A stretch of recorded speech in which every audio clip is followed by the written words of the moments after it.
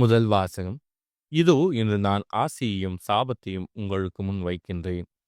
இணைச்சட்ட நூலிலிருந்து வாசகம். அதிகாரம் 30 இறைவசனங்கள் 15 முதல் 20 முடிய.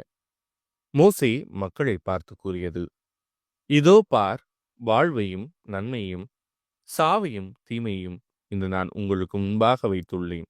அது இதுதான், இன்று நான் உனக்கு கட்டளையிடுகிறேன். உன் கடவுளாகிய ஆண்டவர் மீது அன்பு பாராட்டு, அவரை பின்பற்றி அவரது வழியில் நட, அவரது கட்டளைகளையும் நியமங்களையும் முறைமைகளையும் கடைபிடி.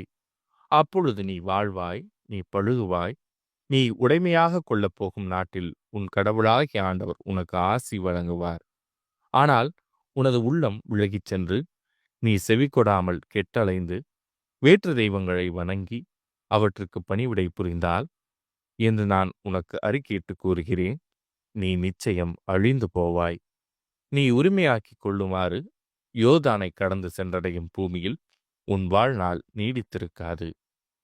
உன்மேல் இன்று நான் விண்ணையும் மண்ணையும் சான்றாக வைத்து வாழ்வையும் சாவையும் ஆசியையும் சாபத்தையும் உனக்கு முன் வைக்கின்றேன். நீயும் உனது வழித்தோன்றர்களும் வாழும் பொருட்டு வாழ்வை தேர்ந்து கொள்.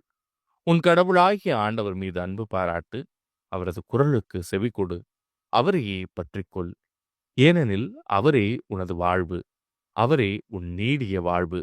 அதனால் ஆபிரகாம், ஈசாக்கு, யாக்கோபு என்னும் மூதாதையருக்கு கொடுப்பதாக ஆண்டவர் ஆணையிட்டு கூறிய நாட்டில் நீ குடியேறுவாய். இது ஆண்டவரின் அருள்வாக்கு. இறைவா, உமக்கு நன்றி. பதிலுரை பாடல்.